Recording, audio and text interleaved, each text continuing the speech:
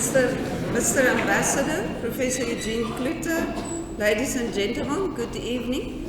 On behalf of the Faculty of Science, I would like to welcome you all to one of the highlights on our academic calendar, namely the inaugural lecture of Zurab Janelidze, a professor of mathematics in the Department of Mathematical Sciences. I would like to extend a special word of welcome to His Excellency, the Ambassador of Georgia, Ambassador Bika Dwali, who has come all the way from Pretoria, Professor Eugene Klute, Vice Rector, Research, Innovation and Postgraduate Studies, and a special word of welcome to the parents of Professor Janelidze, Professor and Mrs. George Janelidze, his wife, Nina, and their two daughters. Also a warm welcome to other family members, colleagues and friends.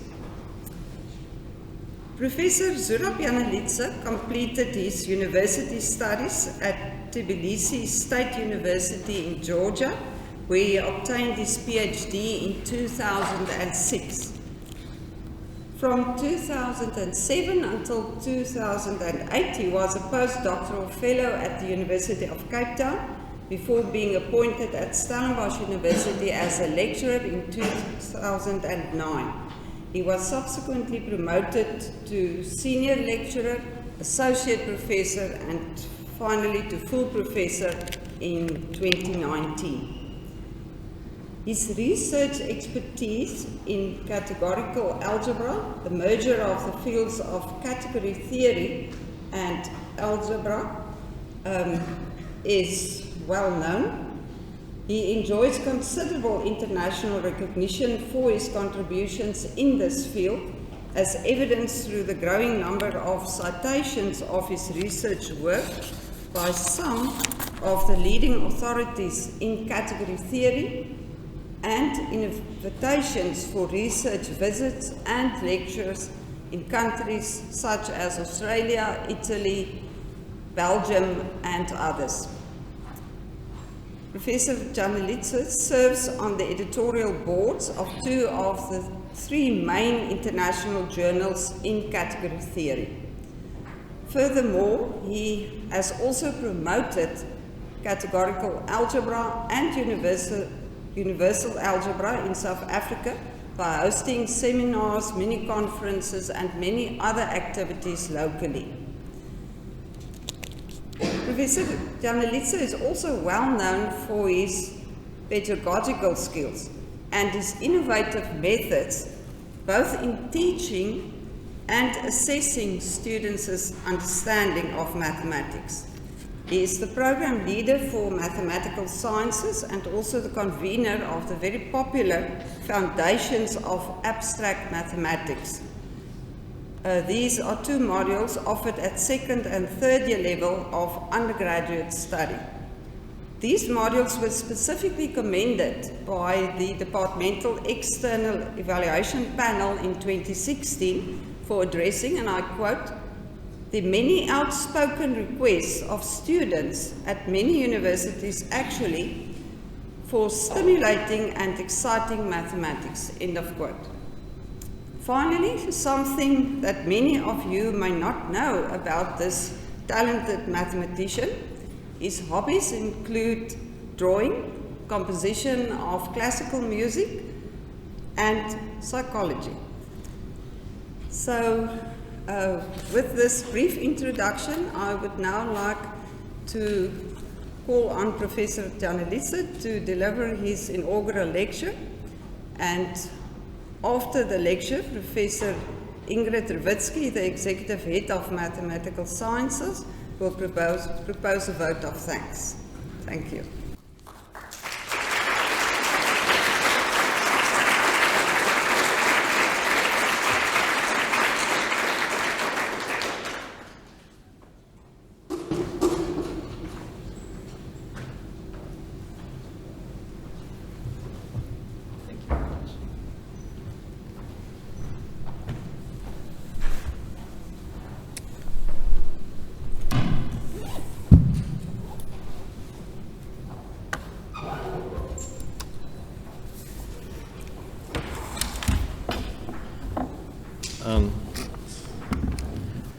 Sorry, this is the first time I'm doing this, so I'm not very well prepared. But thank you so much for your very kind and honoring words. It's a very humbling experience to hear these words.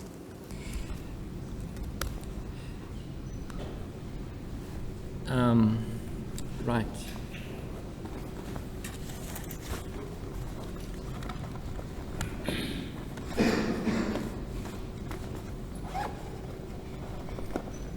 This is the one we need.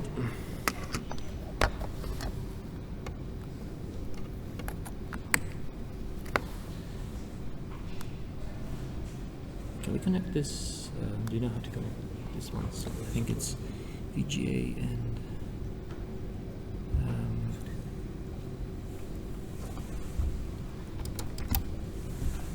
document camera on one side.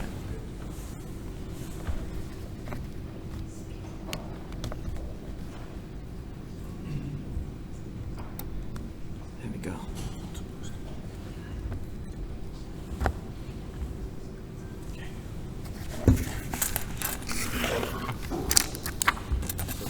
No. Should I? Oh, this is for the camera.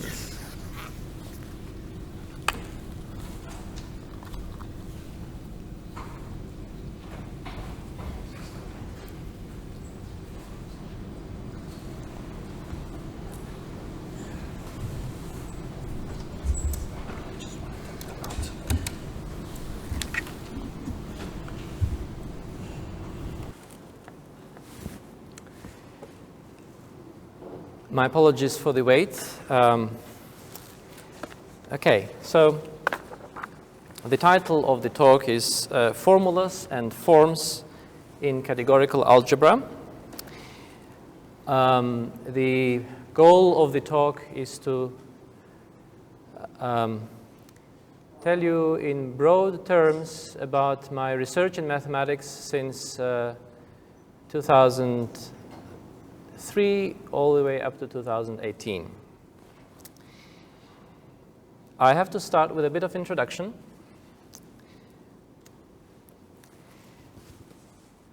Saunders MacLean and Samuel Eilenberg, they are the inventors of the concept of category, which is the main concept in category theory.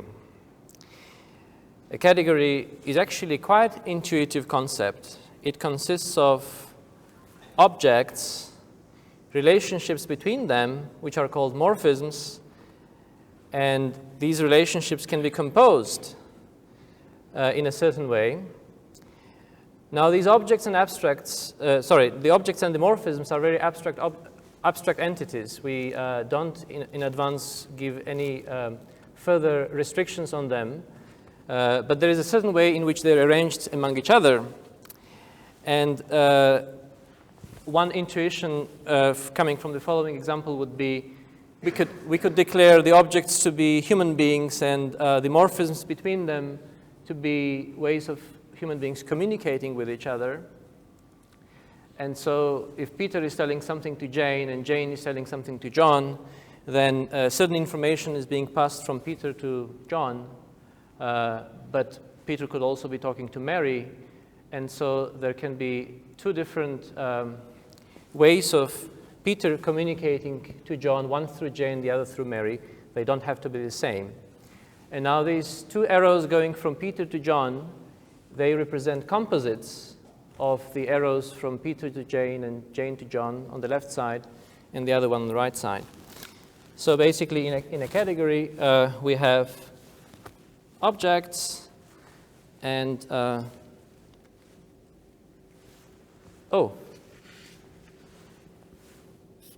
this is not visible, right? Thank you so much.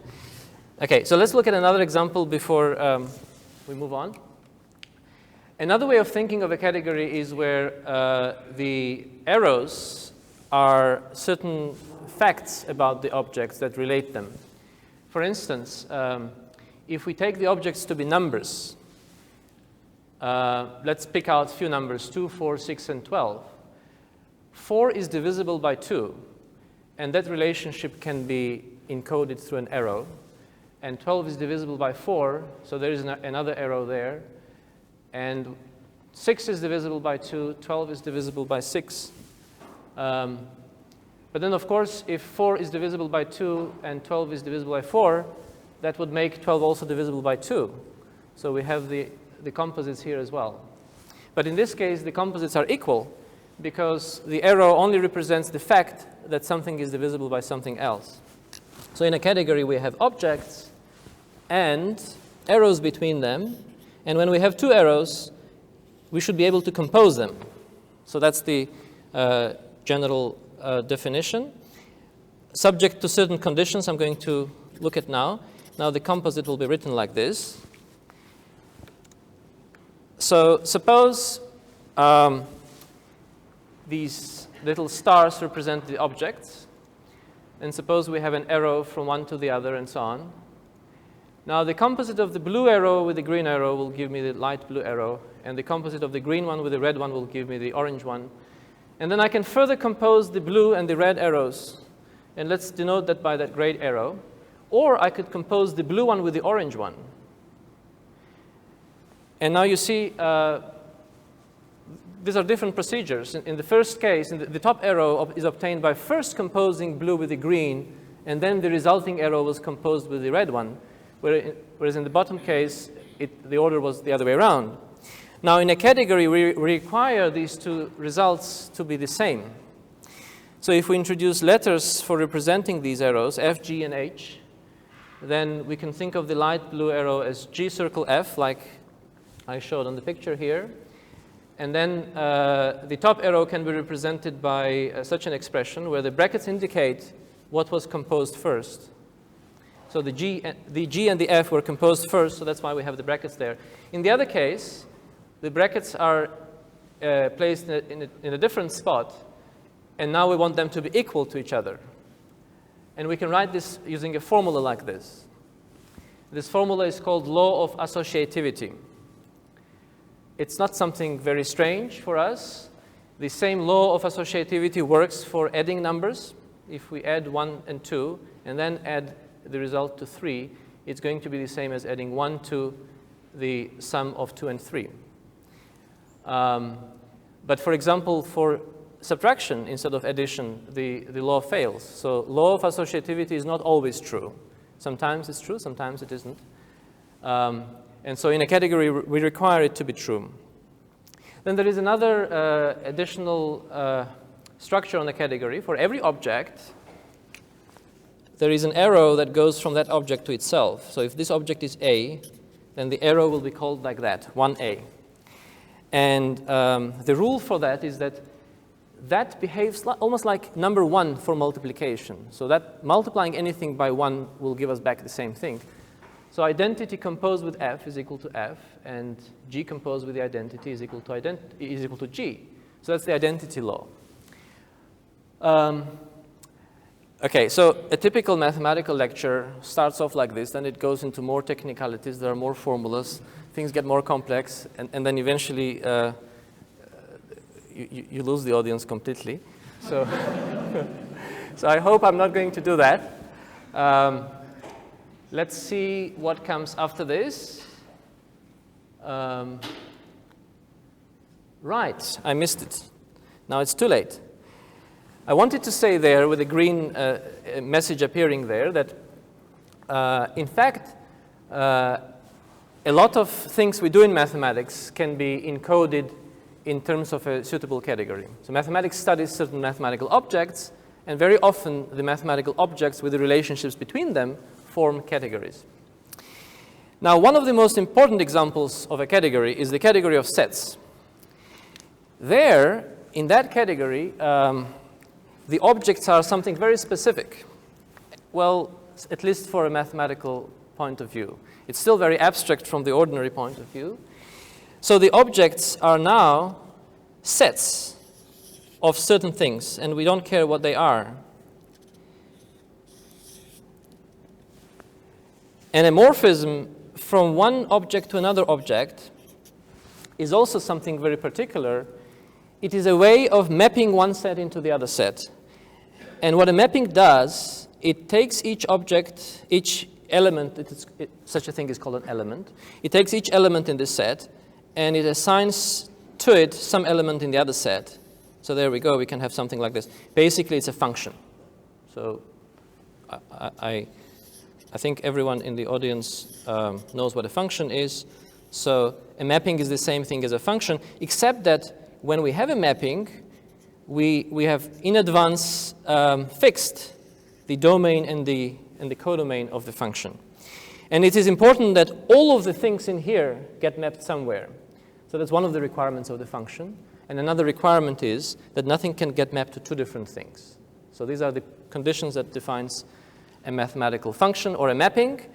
And in this picture, we see how mappings compose. Basically what this is about. So we've got three sets, A, B, and C. Now these are objects in a category. And we've got the blue mapping, which goes from A to B. And that maps A1 to B1, as you see from the picture, A2 to B1, and so on. And then we've got the orange mapping, G. And their composite is going to give a mapping which we can get by following the arrows. So the composite GF will map A1 to C4 because by F it's mapped to B1, and then if we follow the other arrow, from B1 we go to C4. So that's how the composite is defined in the category of sets. Now all these fancy pictures in the background is just to remind us that in fact all of mathematics can be encoded within the category of sets. And so you've got calculus there, you've got the usual maps of an Earth. When you make a map of Earth, what you do is you provide a mapping, mathematical mapping from the points of the planet to points in the paper. So that can be seen as an example of a mathematical mapping, and so on. Also, many things in our life, like the electromagnetic waves and things like this, they mathematically can be described as functions. And that's basically what allows us to manipulate with them. So the category of sets is a very important category. Now, the next slide is going to look into a certain idea which comes out of category theory. So the first thing we want to do is to count how many mappings we have. Now look at that set of red apples and look at the set of the boxes. So we can visualize a mapping from one set to the other as a process of placing the apples in the boxes. And so we could put this apple there, and we could put that apple there. And then for the next apple, there are three possibilities where to place it. And then we make a certain choice. And then for the apple afterwards, there are three further possibilities. Well, the same three possibilities.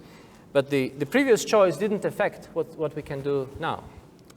So altogether, we will have 3 times 3 times 3 times 3 possibilities. So the first 3 is for the choice we made for the first apple, then the second 3 is for the second apple, and so on. So we will have 81 functions from the set of red apples that had 4 elements to the set of boxes that had 3 elements.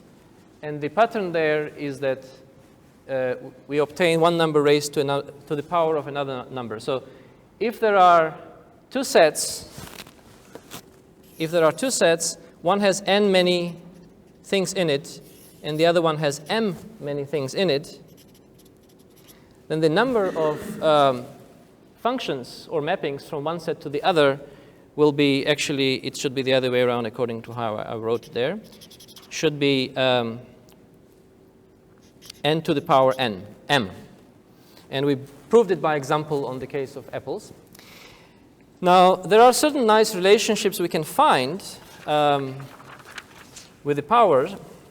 One of them is that, let's say, 4 to the power 5 times 6 to the power 5 is equal to 4 times 6 to the power 5, right? So we all know that. Now, it turns out that there is an interesting fact behind this formula that can be explained using the category of sets. So what you see on the picture, on the left side of the picture, is numbers seen as sets. We can think of a number 4 as a set having 4 things. And 6 is a set having 6 things. And now imagine we have a set having 5 things in it. Then if we construct a mapping from 5 to 4, well, we have 4 to the 5 many of them. And if we construct a mapping from 5 to 6, we have 6 to the 5 many of them. Now, if we take pairs of mappings, so we choose one mapping from 5 to 4, and we choose one mapping from 5 to 6, how many are we going to have of those? Well, here we have 4 to the power 5. There we have 6 to the power 5.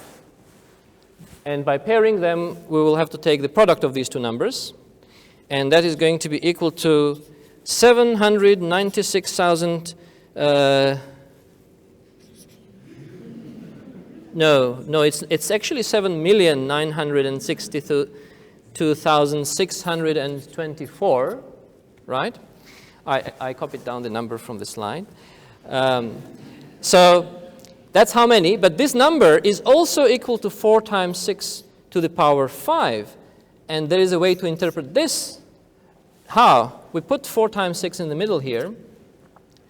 And now this counts how many mappings we have from 5 to 4 times 6. And the amount of mappings this way is the same as the amount of mappings this way times the amount of mappings that way. So it kind of suggests that maybe for each mapping here, we have 2 mappings, one here and one there. And indeed, so take those 4 dots, the 6 dots, put them in a grid like that like it's shown there with the blue and the green arrows tracing the path of movement of these dots, and start building a mapping from 5 to that set of dots in the grid. Now, because the grid has dimensions 4 and 6, there will be exactly 4 times 6 many dots in the grid, right? And so I can start doing the mapping by taking any element in the 5 and throwing it somewhere. So maybe it goes there. And that dot now can be projected down along the blue line to a dot there. And there it can be projected down to a dot there. So you see, every choice I make where to map an element in the grid gives me a choice where to map it in the left side and on the right side. And so that's how a mapping going from 5 to 4 times 6 determines a mapping going from 5 to 4 and from 5 to 6. And in fact, that process is nothing but composing this mapping with these two mappings given by the blue and the green dashed lines. So there is another demonstration of the same phenomenon. So what we arrive to is a conclusion that if I have numbers 5, 4, and 6, and I have 2 mappings from 5 to 4 and 5 to 6, then there will be, in fact, exactly one mapping from here to there, so that this composite is equal to the given mapping there, and that composite is equal to the given mapping there. So we come to something that is called a universal property in mathematics. Now, what is interesting is that if we change the direction of these arrows, if we reverse all of them, then we get a different picture. And then the same principle that we used to describe multiplication now identifies addition rather than multiplication. And so we come to this remarkable observation that by looking at the category of sets, we see that there is certain sense in which product and sum of numbers are dual notions. So the diagram that defines the product is kind of dual in the sense of reversing arrows to the diagram that defines the sum. And this is a very powerful idea that is going to come up a lot in further developments of category theory. Now, another interesting thing is that now we were working with the category of sets, and if we take the same diagrams that identify multiplication and addition of numbers, and we apply these diagrams to categories of other objects, then we get other important operations on those objects. For example, we can get something in logic called conjunction and disjunction. If I have 2 statements, alpha and beta, and I consider the statement saying, okay, this is saying, it's rainy day outside. This one is saying, I feel like going to movies. And that together is saying it's rainy day outside and I feel like going to movies. Whereas this one will be doing or instead of and. So this is and this is or. So this would be saying either it's rainy day outside or I feel like going to movies. Not that any of the things I said make sense, but I just wanted to show you the mathematical operation of and or. And it turns out that they fit exactly these pictures. And so we can think of the categorical notion of product of objects being something that simultaneously generalizes multiplication of numbers, the logical AND operation, and many, many other operations that arise in abstract mathematics. There is another important notion which will be needed for the talk. It is the notion of isomorphism. So if I have two sets, x and y, then there is a set theoretic way of expressing that they have the same number of elements. And that is to establish a mapping which is a one-to-one mapping. So two different dots always map to two different dots. So there's a perfect match between ingredients of x and ingredients of y. Such a thing is called isomorphism in the more general context of a category, where we can define it as follows. We can define it as a morphism from x to y, f, so that there is a morphism backwards, g, and now you see the forward morphism will be growing along the green arrow from left to right, and the backward morphism will be going along the green arrow from right to left. And then the nice thing about these two arrows going back and forth is that when you go there and you come back, you haven't done anything. So the composites then become the identity morphisms. Now this notion of isomorphism is quite a fascinating notion, and it arises a lot in mathematics, and in many cases in a very surprising way. And here's a little grand hotel with an infinite number of rooms and an infinite number of guests in those rooms. Okay, sorry. So here is a little video that explains, that gives an example of a very surprising isomorphism. Grand hotel with an infinite number of rooms and an infinite number of guests in those rooms. That was the idea of German mathematician David Hilbert, friend of Albert Einstein and enemy of chambermaids the world over. To challenge our idea about infinity, he asked what happens if someone new comes along looking for a place to stay. Hilbert's answer is to make each guest shift along one room. The guest in room 1 moves to room 2 and so on. So the new guest would have a space in room 1, and the guest would have an infinite number of complaints. But what about a coach containing an infinite number of new guests also? Surely we can't accommodate all of them. Hilbert frees up an infinite number of rooms by asking the guests to move to the room number which is double their current one, leaving the infinitely many odd numbers free. Easy for the guest in room 1, not so easy for the man in room 8,600,597. Hilbert's paradox has fascinated mathematicians, physicists, and philosophers, even theologians. And they all agree you should get downloaded for breakfast. So what happened in that video is that a very interesting isomorphism has been established. So imagine these are all the rooms. We can align them like this and imagining that it never stops. And let's draw two copies of them. And so initially, there were infinitely many guests occupying all the rooms, all the infinitely many rooms. But then there were infinitely many new guests coming, so they had to make infinite space. So what they did is they said, okay, you move to the room of guest number 2. Guest number 2 moves to the room of guest number 4. Guest number 3 moves to the room of guest number 6. 1, 2, 3, 4, 5, 6. There we go. Right? And so on. And you see, this way, something interesting happened, right? So we are vacating certain rooms, right? So there's nobody here anymore. There's nobody here. There's nobody there. There's nobody there. And there will always be some room where there's nobody. So we've vacated infinitely many rooms. And that means that now we can accommodate the new bunch of infinitely many guests arriving. So this is one of the surprises with the isomorphisms when we deal with infinite sets. There are other surprises like that. The set of natural numbers, all the counting numbers, 1, 2, 3, 4, and so on, the number of them is the same as the set of all fractions. And this is a proof of that fact.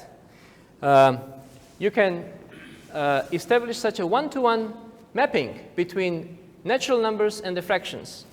which is indicated by the arrows. So map 1 to 1 over 1, map 2 to 2 over 1, map 3 to 1 over 2, map 4 to 1 over 3. And then you go along that zigzag, and you will cover all the fractions. So there are as many of them.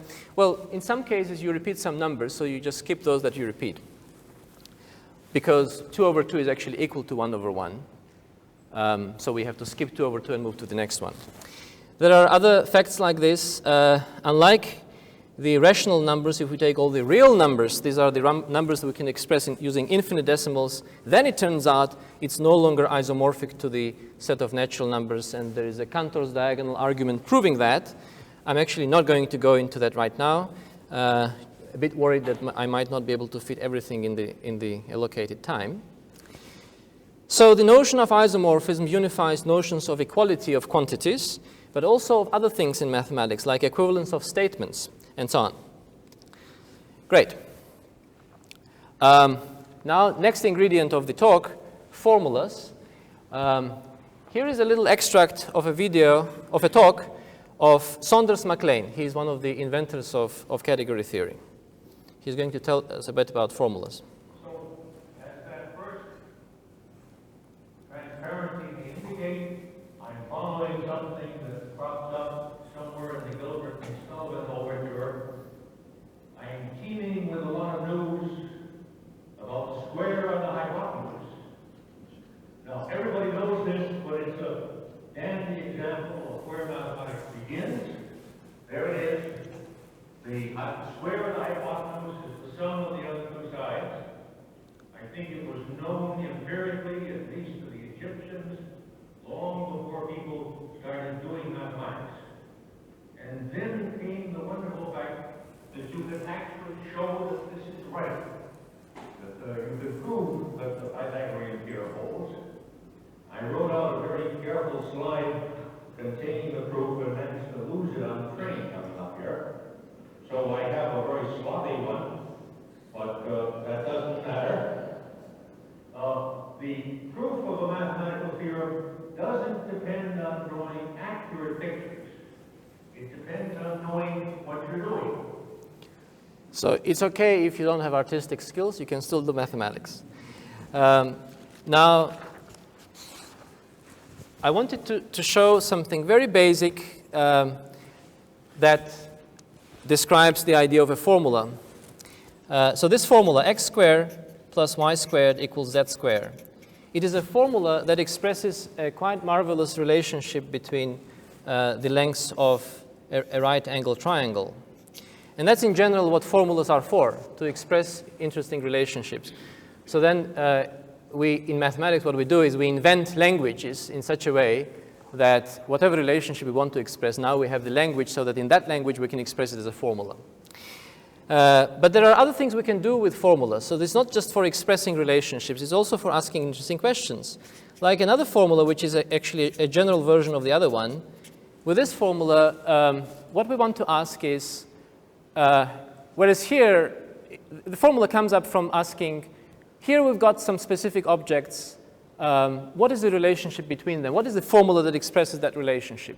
Whereas here, we want a different question. We have a formula, and the question is, which mathematical objects can fit into this formula? And specifically, which natural numbers, numbers 1, 2, 3, and so on, will satisfy this formula? And that turns out to be a very difficult question, and it has been an open question for a very long time. Now, there is also another thing we can do with formulas. Okay, so that summarizes what I just said. Which formulas hold for given mathematical objects? So that's for the first one. For the second one, oops, sorry. Which mathematical objects satisfy a given formula? Now, in categorical algebra, we do something still different with formulas than these two. We ask the question, which categories of mathematical objects, in which categories of mathematical objects do all objects satisfy a given formula? So mathematical objects form categories. And now we can have a formula, and just like here we ask which objects satisfy the formula, now we want what are those categories in which all objects satisfy the formula? So it's a different kind of question, but it still deals with formulas. And then there are nice formulas like these, which turn out to hold in every category. So if we take the notion of categorical addition, then we can express a formula like this, which is not equality anymore like with numbers. With categories, things move from equality to isomorphism. So that curly equality represents isomorphism. And it turns out those formulas hold in any category. And if we specialize to the category of sets, then we will get the usual isomorphism, the usual equality of associativity for addition of numbers. Now, someone who was studying isomorphisms, formulas expressed in terms of isomorphisms for mathematical objects is Emmy Noether. And she established things called isomorphism theorems, which give formulas that are expressed by isomorphisms and that hold for a wide range of algebraic structures. Now, these are specific type of mathematical objects, which are given by sets and operations defined on them, satisfying certain formulas expressed by equations. So there's a lot of similar words coming and going, and it gets all quite confusing. But it's all right. One of the big ideas in mathematics is not to keep the spirits up, even if things seem hopeless. So when we have concrete objects of study, right, what can we do with them? We can put them into structures, and these structures have properties that can be expressed by formulas. But then we can also do something else with them. We can put these structures into categories whose properties will again be expressed by formulas. So it's a bit going higher at the level of abstraction, but still establishing things that are useful at the lower level as well. Great. So formulas are a mathematical way of expressing universal principles about objects. Right. Now I'm getting really scared. Always happens with me when I have a certain talk to give. I always think that it's going to go fast and then it goes slow. The aim of this slide is to introduce you to idea of algebraic structure. So these are specific types of mathematical objects. I've picked two examples of algebraic structures to illustrate the idea on lattices, something called lattices, and something called groups. Similarity to both is that in each case, whatever is going on in that structure is expressed by a certain operation. For example, for groups, it's the dot that represents multiplication. For lattices, it's that symbol for disjunction and conjunction that we referred to earlier that represents the operation. And then there are formulas that express the principles that these operations must adhere to. Now, these structures, they don't come out of nothing. They come out of mathematical phenomenon that is observed before the language is introduced, through which then the observed phenomenon can take the form of an algebraic structure. For example, groups come out of the idea of symmetry.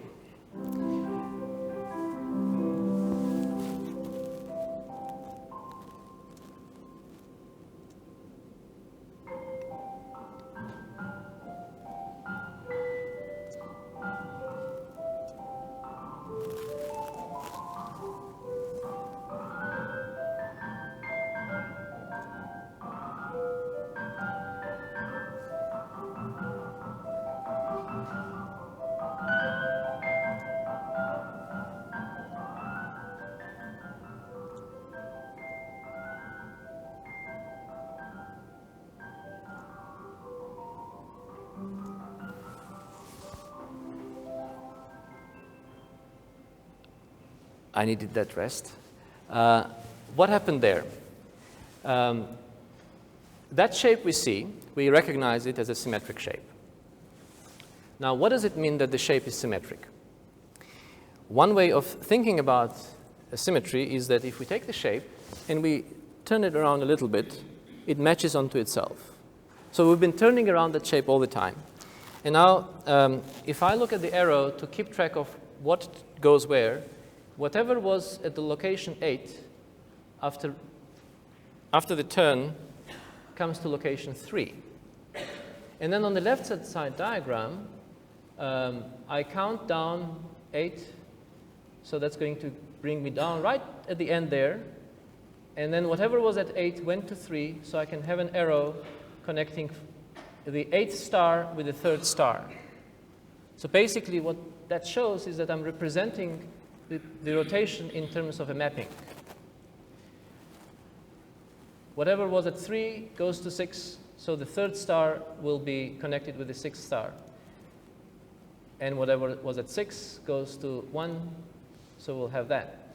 So the point is that the left picture, which is a picture for a mapping, now describes completely the rotation by 135 degrees. Now, if I rotate a shape like that by 135 degrees, then I can also rotate by 45 degrees, and then I can combine the rotations. And combining the rotations would correspond to putting these mapping pictures together and composing the mappings. So the information about symmetry becomes encoded in terms of mappings and their composition. Now, these mappings will be isomorphisms. We can see that they're one-to-one mappings. Different stars are mapped to different stars. And the mathematical structure we get as a result of this will be called a group. And the dot, the operation dot in the group represents the succession in the composition of mappings. So it basically represents the composition of mappings. And all the formulas are the laws that these things satisfy. With lattices, they come out not from symmetry, they come out from logic. So that this symbol can be visualized as union of two sets. So if I take two sets, I could consider the contents of both of these sets. So if these sets are x and y, then this could be seen as the union of these sets. And the other one represents intersection. And it is remarkable that these simple operations have elegant properties that can be expressed using formulas like these. And the collection of this data is what is called a lattice. So it's another example of an algebraic structure. So that's how algebraic structures look like. They come out from real life, not necessarily real life, but it could be real life phenomenon, something that we can observe. And then the language is introduced, basically language being operations and formulas through which this phenomenon can be fully captured. And this can be from arithmetic, from geometry, from logic, or any other area of life. Right. I think it's, I've been told that I should talk for 1 hour, but separately I've been told I should talk for 25 minutes. I'm actually not sure for how long should I talk. So it would be a good point for me to understand that. So what is the tradition for, how long should I talk? 40, thank you. Okay, so I can now start telling you a little bit about my research. I began by looking at a very simple formula, A cross B divided by B is equal to A. Now, for numbers, this is a trivial fact, but what I was interested in is to look at this formula not for numbers, but for algebraic structures. And specifically to ask which categories of algebraic structures, in which categories of algebraic structures does this formula always hold? So remember, that was one of the questions we want to ask in categorical algebra. And then it turns out that if I have a category of algebraic structures, for that formula to hold, we need inside the algebraic structures to have operations and formulas given by that list of 4 identities there with the curly bracket at the left side. There are other examples of such descriptions of categorical formulas using algebraic formulas that arise in categorical algebra. And for example, Professor Dominique Bourne is one of those leading researchers in the field who has been studying these things a lot. And then there is Professor Aldo Orsini, who has been looking at things more algebraically. And the first encounter of me with the researchers in categorical algebra and universal algebra were Professor Dominique Bourne and Aldo Orsini. Specifically, what I found is that that formula A cross B divided by B is equal to A is a consequence of something like this with a subtraction. So if inside the algebraic structures we have these laws that hold, then in the category of those structures we can derive that formula.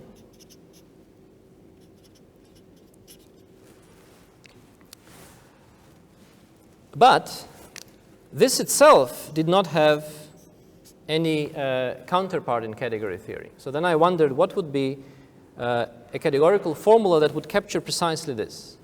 Because what I was getting is that if I have this, then I can establish that, but I don't know what formula gives precisely this. And questions like this are a lot in categorical algebra. And then we come to this point where we have a formula valid in categories of algebraic structures, and it gives rise to formula valid inside algebraic structures, so at the lower level of generality. And then the question I was faced here was the going opposite way. I had something that I could identify in the algebraic case, and I wanted to know what's the corresponding counterpart at the level of the category.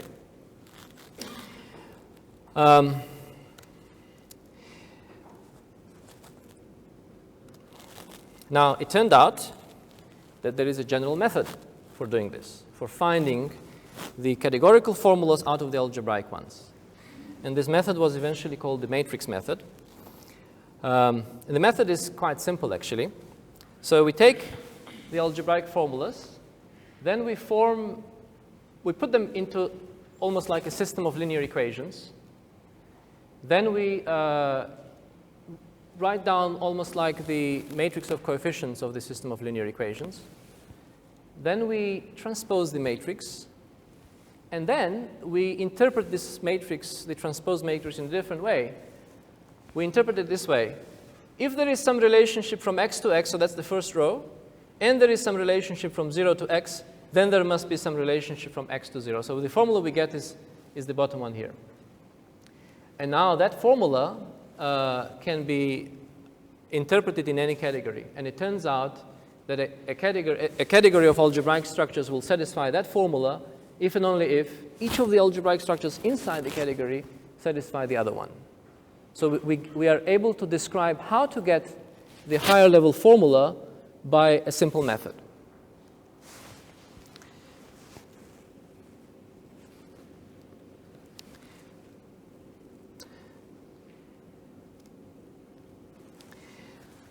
Now, Diana Rodello and Tim van der Linden visited Stellenbosch, and they had a problem they wanted to solve. They had a proof of some fact at the level of algebraic structures. And they wanted to know if they can adapt their proof and generalize it to the level of all categories. Now, they knew that I had this method that allows one to move from the level of algebra to the level of category. But their question was whether we could use that method to also transfer the proofs, because what they had was just so. Okay, so imagine now I prove something using this fact. I prove some fact. For instance, I prove that every apple is green. Okay? Now, this proof will require these specific operations. But when we move from the level of algebra to the level of a general category, these will be lost. This will be replaced with this thing. And the question is whether there is a way for me to translate the proof we had in the concrete case to a proof that will work in the general case. From this formula to still be able to derive that every apple is green. And I said, no, my method doesn't work for that. It only works for just translating the formulas, not the proofs. And they said, well, I mean, why did we come all the way? Not for you to say no, that's kind of unfair. So we went to Kemps Bay, and the result was the Kemps Bay paper, where we figured out that actually the matrix method can be extended so that the proofs can also be transferred. And that was quite a joyous moment.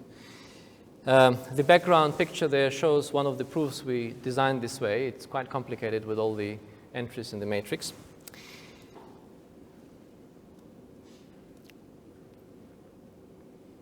Now there is a whole ocean of these matrix conditions.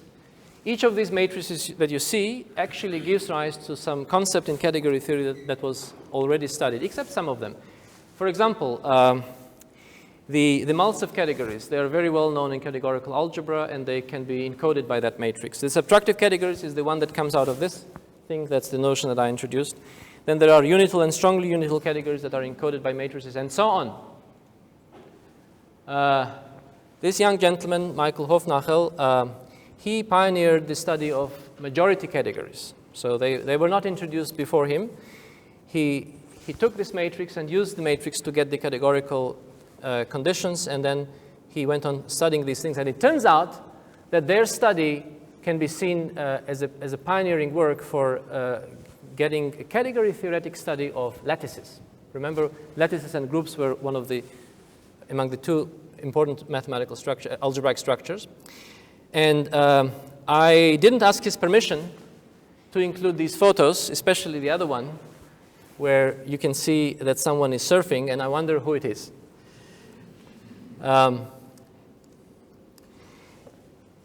There is a theorem that tells you when does the matrix method work.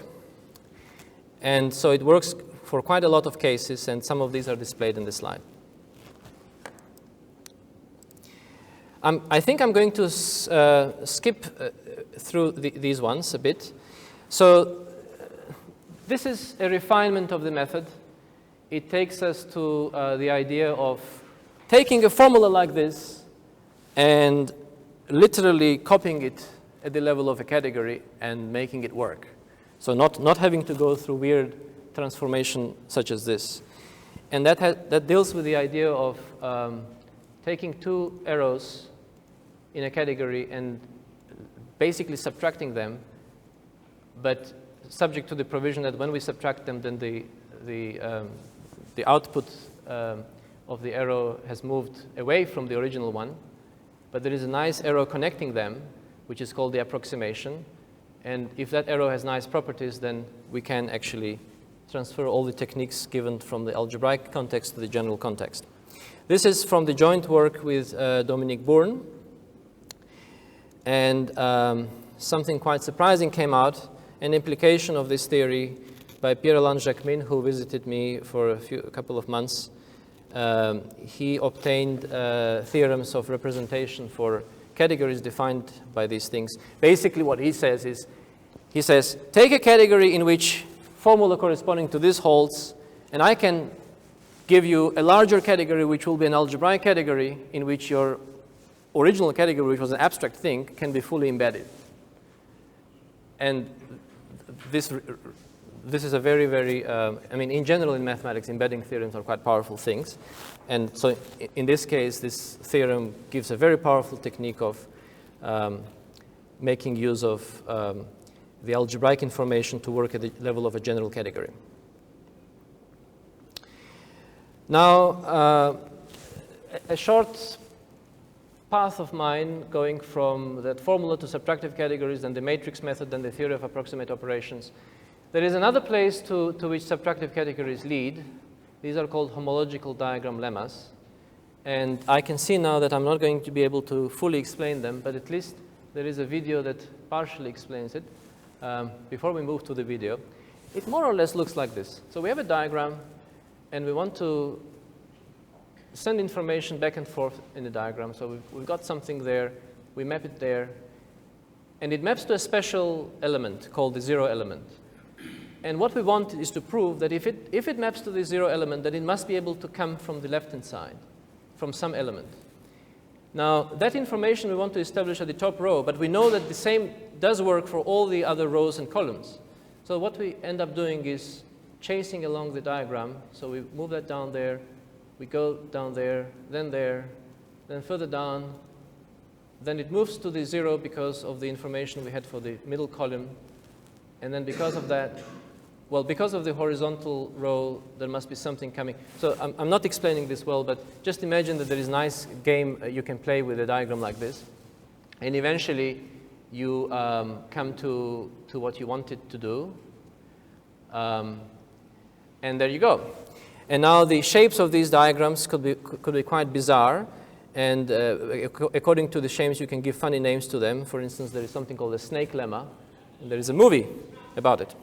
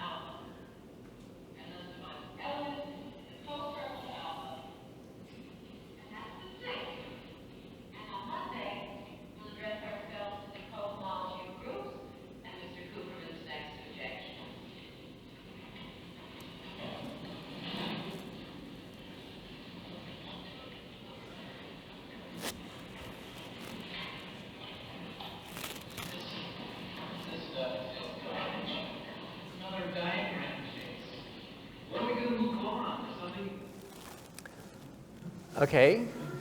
He says it's garbage, another diagram chase. When are we going to move on? Well, I spent quite a lot of time understanding the diagram chase, and I didn't move on for a while. And there were some surprising conclusions I came to. One of them is something that I call spider lemma, which turns out to be equivalent to subtractivity, the thing that comes out of this. Now, I really don't have time for explaining this fully, so let's just watch the animation that proves something called spider lemma. So this is how fun it can be to do mathematical proofs. It's really easy stuff. I mean, the point is that we have all this heavy language after which everything becomes easy. So the hurdle is to get through the language, but after that, things are easy. That's the whole point of abstract mathematics, to make things easy by putting all the difficulties in the language. Right. And some papers that I wrote about these things. What is interesting is that a very classical notion of abelian category now arises as a natural specialization of a subtractive category. You can see the picture of a dragon. That's another lemma, by the way, which I had to invent when I wanted to give an exam to two very good students. I thought, how can I scare them? By showing them a dragon.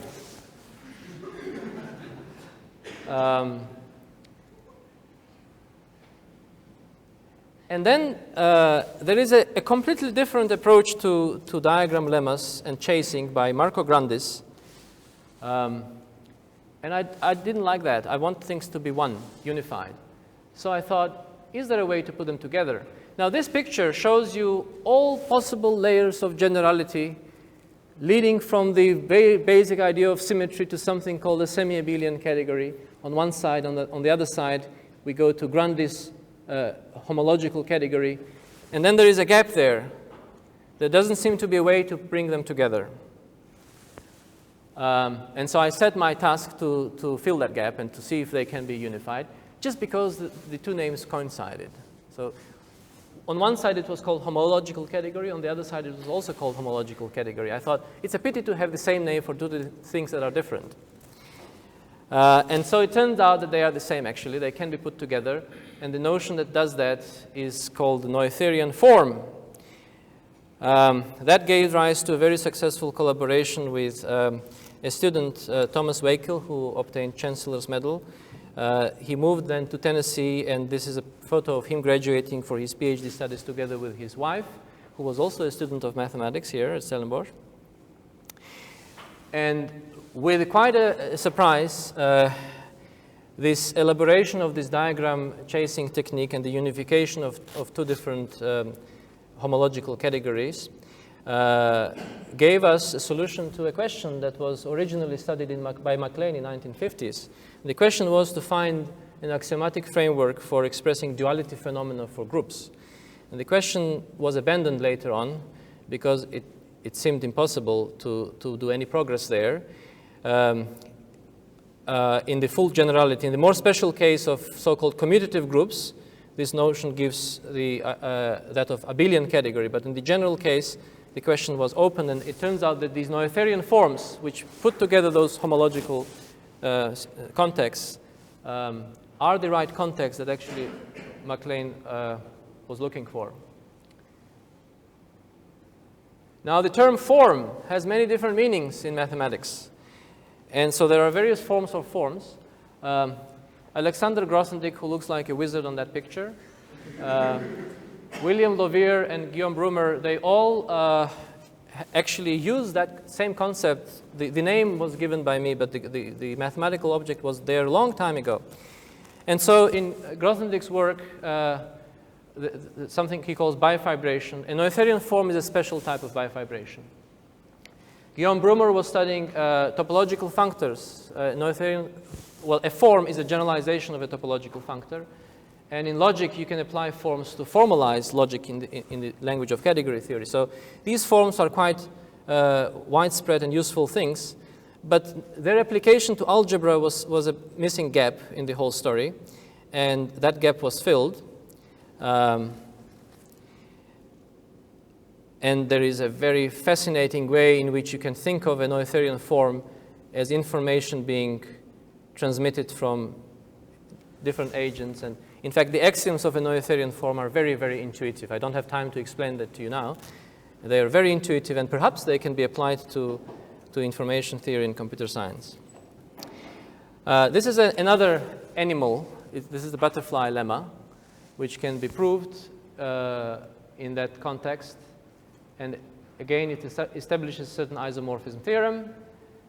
And this specific butterfly is a new result, which was kind of forced onto through the idea of Noetherian forms.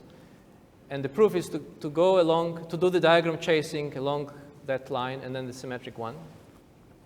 What is remarkable is that Noetherian forms showed us that these isomorphism theorems, the ones that Noether was studying, and these diagram lemmas, they are actually can be brought together under one thing. And we have, with Amartya Goswami, we proved universal isomorphism theorem, which can be used to deduce all the other isomorphism theorems.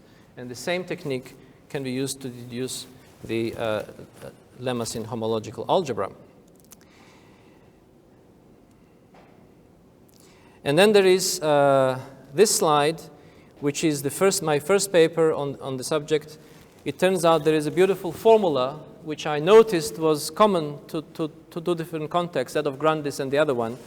And that gave rise to the whole story. And this paper was presented at the conference dedicated to my father. And here is a photo from that conference. Some of you can recognize, for example, Janelidze is there and also here. Right. And William Lovier is on the right end here, and Guillaume Brumer with his wife is on the left and there. And my father is almost in the center, with my sister there and my brother-in-law, and Guillaume, Christopher Gilmore and Themba Dube and all the mathematicians that many of us know. Then there is collaboration with Mariano Gran. It's a long story, a very big honor for me from Institute of Research in Mathematics and Physics in Louvain-la-Neuve. He was the president of the institute for a few years. We discovered that the theory of forms also has another application, which is to categorical closure operators. So that's his student with whom we wrote that paper. And I'm going to finish right now. So coming back to this hierarchy of questions, which formulas hold for given mathematical objects? Which mathematical objects satisfy a given formula? In which categories of mathematical objects do all objects satisfy a given formula? And now the theory of forms brings us a new kind of question. Can the category of mathematical objects be given a form that would make desired formulas hold? So no matter what category we have, can we equip it with the structure of a form so that all the formulas we want to be true become true there? It's a fascinating question, and there is a fascinating student who has made a fascinating step in this direction. He proved that any algebraic category has a Noetherian form. This is, from the point of view of theory of forms, it's a big breakthrough. And now this reminds me of what van der Wander wrote about Emmy Noether. The maxim by which Emmy Noether was guided throughout her work might be formulated as follows. Any relationships between numbers, functions, and operations only become transparent, generally applicable, and fully productive after they have been isolated from their particular objects and been formulated as universally valid concepts. That certainly happened in the case of isomorphism theorems. So this brings to the end of my talk. Very random selection of photos of some of my favorite students and collaborators in algebra, topology, logic, and psychology of abstract mathematics. Thank you.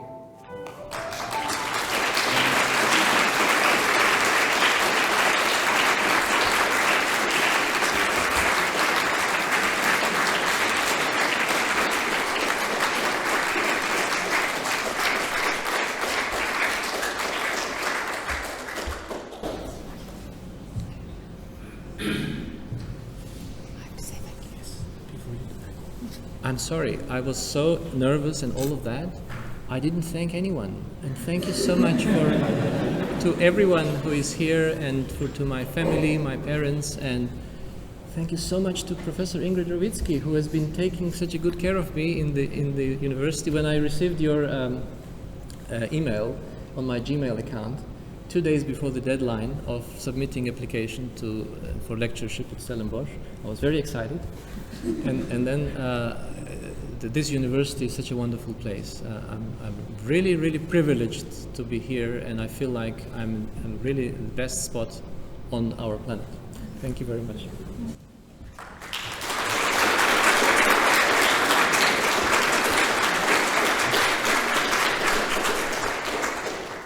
Well, it's a great honor for me to convey this vote of thanks to Professor Zurab Janelidze for his inaugural lecture this evening.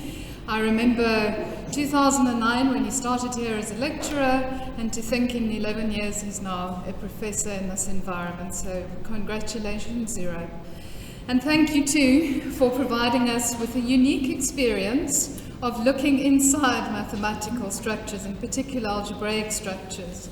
And with your insightful axiomatic approach, you are really capturing the inner complexity and revealing the inner shape of various algebraic structures. And to quote from a reference of yours, this is a significant milestone in categorical algebra and will undoubtedly be used by many mathematicians in the future. Your impressive ability, as we've seen this evening, to discover and explain deep mathematical concepts and results in a very simple, elegant way is and will continue being of great benefit to your students, both undergraduate and postgraduate, and your colleagues in the years to come.